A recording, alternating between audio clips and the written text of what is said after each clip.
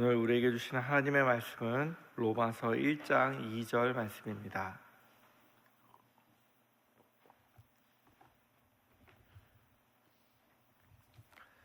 로마서 1장 2절 말씀 우리 같이 읽겠습니다. 이 복음은 하나님이 선지자들을 통하여 그의 아들에 관하여 성경에 미리 약속하신 것이라. 아멘.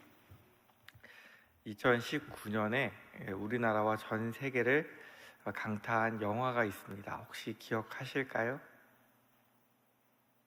이렇게 얘기하면 잘 모르시죠? 저도 몇 년 전인지 몰라서 찾아봤더니 기생충이라는 영화가 2019년에 개봉돼서 다들 아시죠? 미국에서도 상 받고 유럽에서도 상 받고 난리가 났던 영화가 있습니다. 근데 거기 보면 대사 중에 히트친 대사가 있습니다. 특히 개그맨들이 많이 사용했던 대사가 있는데 그게 무엇이냐면 너는 다 계획이 있구나, 이런 말이에요. 그러니까 송강호 집안에 이제 백수 집안에 아들이 친구 도움으로 말미암아 고액 과외를 하게 됐어요. 그래서 그 집 가서 사기를 칠 계획을 하고 있으니까 무계획으로 살던 송강호가 아들을 보면서, 똑똑한 아들을 보면서, 보통 사기 친다 그러면 말려야 되잖아요. 근데 그 아들을 되게 뿌듯해하면서 야, 너는 다 계획이 있구나, 이렇게 얘기한 게 히트가 되어서 이제 사람들이 많이 인용을 했어요. 참 웃기고도 슬픈 이야기입니다. 우리가 살아가면서 누구나 다 계획을 하면서 살아갑니다. 근데 우리를 위해서 진짜 계획을 갖고 계신 분이 계십니다. 그분이 누구냐면 바로 하나님이십니다. 우리는 하나님의 계획을 섭리라고 이야기를 하거든요. 하나님께서 인간이 선악과를 따먹고 타락하자마자 인간을 구원하시기 위해 계획을 세우셨습니다. 그리고 아담에게 창세기 3장 15절에 이렇게 이야기하십니다. 아담과 대화할 때 뱀에게 이렇게 이야기하십니다. 내가 너로 여자와 원수가 되게 하고 내 후손도 여자의 후손과 원수가 되게 하리니 여자의 후손은 내 머리를 상하게 할 것이요 너는 그의 발꿈치를 상하게 할 것이니라 하시고, 여기서 말하는 여자의 후손이 가장 먼저 나타난 예수님에 대한 언급입니다. 그리고 그 상대방은 뱀, 바로 사탄입니다. 하나님께서 인간이 타락하자마자 여자의 후손을 통해서 우리를 구원하실 계획을 세우셨습니다. 그리고 오늘 사도 바울은 또한 이 복음이라는 것이 하나님께서 선지자들을 통해서 미리 약속하신 것이라고 이야기를 하고 있습니다. 창세기 3장 15절에 말씀하셨던 하나님은 그 이후로도 계속해서 예수 그리스도에 대한 것을 말씀하고 계십니다. 예수 그리스도가 온 것은 어느 날 갑자기 하나님은 기분이 내켜서 보내신 것이 아니라 하나님께서 선지자들을 통해서 미리미리 자세하게 말씀하셨다라고 이야기를 하고 있습니다. 그래서 하나님께서 예수님을 보내신 것은 말씀의 실현이다라는 것을 증거하고 있습니다. 인간이 타락한 순간부터 하나님께서 계획하시고 아브라함을 믿음의 조상으로 부르시고 또한 그의 후손을 하나님의 백성으로 부르셔서 하나님의 백성들에게 계속해서 말씀하시는 거예요. 내가 너희를 위해서 메시아를 보내겠다. 어떤 메시아를 보낼지 하나님 구체적으로 선지자를 통해서 계속 말씀하시는 거예요. 그래서 오늘 말씀을 보면 성경에 미리 약속하신 것이라 라고 이야기하는데, 여기서 성경이라는 말이 헬라어로 그라파이스 하기아이스 이렇게 써 있습니다. 근데 이 말은 하기아이스가 거룩한이라는 뜻이에요. 거룩한 글들. 근데 원래 구약 성경을 이야기할 때 거룩한 글이라고 이야기하지 않고 그라페라는 말을 사용해서 그 책, 과거에 있었던 그 책이라는 말이 신약 성경에 대부분 나옵니다. 근데 오늘 사도 바울은 하나님이 미리 약속하신 그 거룩한 말씀들, 예수 그리스도에 대해서는 그 거룩한 말씀들이라는 것을 강조하고 있습니다. 그리고 이걸 복수용어로 써서 한 번만 이야기된 것이 아니라 예수님에 대해서 계속해서 이야기되어지는, 다시 말해서 성경은 전체가 예수 그리스도에 대해서 이야기하고 있다는 것을 강조하고 있습니다. 복음이 무엇입니까? 하나님의 아들 예수 그리스도에 관한 것이고, 예수 그리스도에 관한 것은 이미 선지자들을 통해서 우리에게 말씀하셨던 것입니다. 그리고 이게 신약에서 무려 280절이나 구약 성경을 인용하고 있다고 합니다. 신약 성경에서도 우리가 읽으면서 제대로 느끼고 있지 못하지만 280군데나 되는 곳에서 구약 성경이 예수 그리스도에 대해서 이렇게 말씀하셨다라고 증거를 하고 있는 거예요. 그러니까 신약 성경은 무엇이냐면 구약에 약속하셨던 그 말씀들이 신약에 와서 예수 그리스도를 통해서 이렇게 이루어졌다라고 이야기를 하고 있는 책들입니다. 하나님께서 이 많은 구절들을 이해하고 그것을 증거할 사람이 필요하셨습니다. 그래서 바리새인이었고 가말리알 학파에서 공부하였던 사도 바울, 율법에 대해서 열심이었고 하나님의 말씀에 대해서 깊이 연구하던 사도 바울이 복음을 전하기에 적합한 사람이라고 생각하셔서 하나님께서 택하셨습니다. 그리고 그로 하여금 구약에 나타난 하나님의 말씀, 성경이 곧 예수 그리스도를 증언하고 있다는 사실을 증거하게 하셨습니다. 복음 자체는 단순한 것입니다. 하나님께서 예수 그리스도를 보내서 우리를 구원하실 계획을 세우셨다. 그리고 예수님을 통해서 이루어졌다. 이거 자체는 굉장히 단순한 사실입니다. 근데 그거에 대한 수많은 구절들을 찾아내고 그것들을 증언할 사람은 쉽지 않고 많지 않습니다. 그래서 하나님께서 바울을 통해서 유대인의 회당에 갈 때마다 복음을 전하게 하셨습니다. 그들은 이제 회당에서 매번 같은 사람들이 모이잖아요. 낯선 사람이 오게 되면 네가 혹시 율법에 대해서 아는 것이 있느냐라고 묻게 되어 있거든요. 그러니까 그것을 이용해서 사도 바울이 가는 곳마다 유대인들도 자기 동족을 사랑하기 때문에 그들도 복음의 말씀을 깨닫고 하나님의 약속의 말씀을 깨닫고 구원받기 위해서 가는 곳마다 회당에서 하나님의 말씀을 증거하였는데 바로 구약에서 계시한 그 말씀이 예수 그리스도였다. 이것을 증거하기 위해서 바울이 힘쓰고 있었습니다.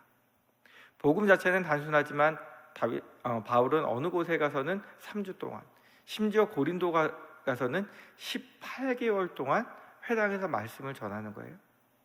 그 얘기는 그 오랫동안 말씀을 전했다는 얘기는 똑같은 얘기를 계속했다는 얘기가 아니고 구약에 나타난 하나님의 말씀들, 예수 그리스도에 대한 말씀들을 찾아가면서 그들을 설득시키기 위해서 노력했다는 뜻입니다.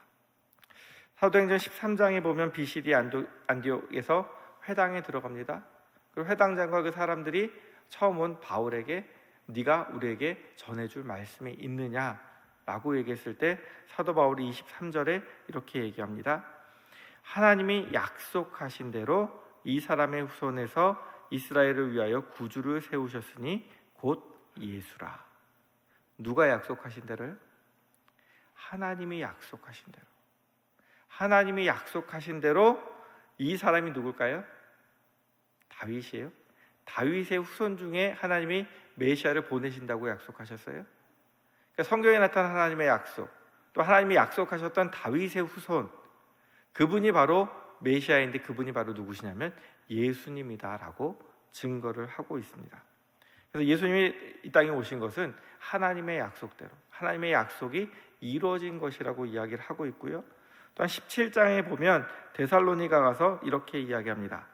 바울이 자기의 관례대로 그들에게 들어가서 새 안식일에 21일 동안 3번이나 성경을 가지고 강론하며 뜻을 풀어 그리스도가 해를 받고 죽은 자 가운데서 다시 살아나야 할 것을 증언하고 이르되 내가 너희에게 전하는 이 예수가 곧 그리스도라 하니. 보면 새 안식일에 성경을 가지고 풀어줘요. 그 뜻에 대해서 계속해서 이야기해줘요. 근데 강조하는 것이 무엇이냐면 예수 그리스도의 죽음과 부활에 대해서 이야기하는 거예요. 실제로 부활하신 분이 계신데 그분이 바로 예수 그리스도다. 이것은 하나님이 미리 약속하신 것이다. 3주에 걸쳐서 복음을 강론하고 있습니다. 바울은 자신이 알고 있는 성경 구절을 풀어가며 그리스도에 대해서 가르쳤습니다. 그리고 바로 그 핵심이 누구냐면 다시 살아나신 예수 그리스도라고 가르쳤습니다. 사도 바울은 이방인의 사도로 부름받았어요. 그러나 자기 동족을 사랑하는 마음이 너무나 강렬했어요. 이방인에게 나아가기 보다 먼저 회당에 가는 곳마다 복음을 전하기 위해 있었고, 이 약속은 너희가 받은 것이야. 이 약속은 너희들에게 주어진 것이야. 이것을 너희가 깨닫고 제발 예수를 믿으라고 강조를 하고 있습니다. 근데 사도 바울을 보면 아는 것이 힘입니다. 그렇죠? 많이 알고 있으니까 하나님을 위해서 많이 쓰임 받고 있습니다. 우리도 많이 아는 것이 도움이 됩니다. 근데 많이 아는 것보다 더 도움되는 것은 깊이 아는 것도 도움이 됩니다. 우리가 정말 어렵고 힘들 때 덮어놓고 믿으면 하나님 뭐 주시옵소서라고 이야기하지만, 실제로 목사님들 항상 강조하시지만 약속을 붙들고 기도하는 것이 굉장히 중요합니다. 약속을 붙들고 기도하려면 어떻게 돼요? 알아야 붙들 거 아니에요. 그리고 그것을 나에게 적용할 수 있어야 되잖아요. 그래서 우리가 하나님의 말씀을 연구하고 묵상하는 것이 굉장히 중요합니다. 그래서 우리가 어렵고 힘들 때마다 막연히 믿는 것이 아니라 하나님의 약속의 말씀을 붙들고 기도하시는 저와 성도님들 되기 원합니다.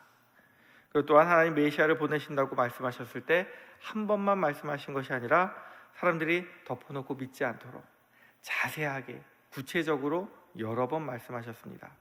그리고 그 말씀의 증거가 되어서 예수 그리스도를 영접하게 하셨습니다. 중요한 것은 이것이 유대인들만을 위해서 주어진 약속이 아니라는 거예요. 유대인들을 위해서 복음 전하기 위해서 애썼던 사도 바울을 무엇으로 부르셨냐면 이방인의 사도로 부르셨어요. 그래서 그 복음이 누구에게까지요? 이스라엘과 정반대에 있는 우리에게까지 전해진 것입니다. 우리가 예수 그리스도를 알게 되었다는 것은 바로 하나님의 사랑과 은혜인 줄 믿습니다. 하나님께서 모든 사람이 받을 약속이기에 그 약속이 우리에게 전해지게 하셨습니다.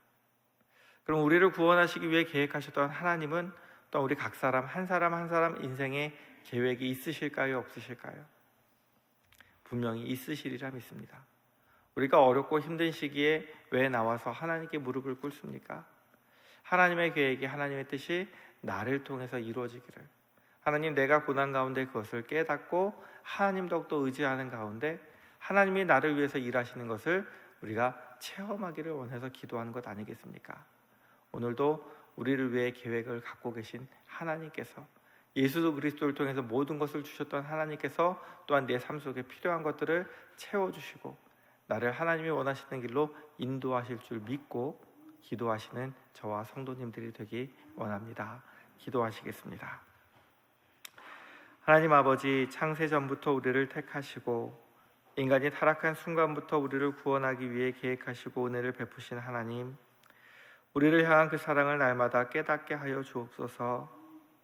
어렵고 힘들 때마다 우리를 향한 하나님의 사랑을 깨닫게 하시고 절망하는 마음이 들 때마다 우리를 위해 계획하시고 우리 삶을 인도하시는 하나님을 신뢰하게 하셔서 어렵고 힘든 순간 하나님을 바라보며 소망을 품고 하나님을 의지하고 하나님이 우리 삶 속에 이루시는 역사를 바라보며 하나님께 감사하는 삶이 되도록 인도하여 주옵소서. 예수님의 이름으로 기도드립니다. 아멘.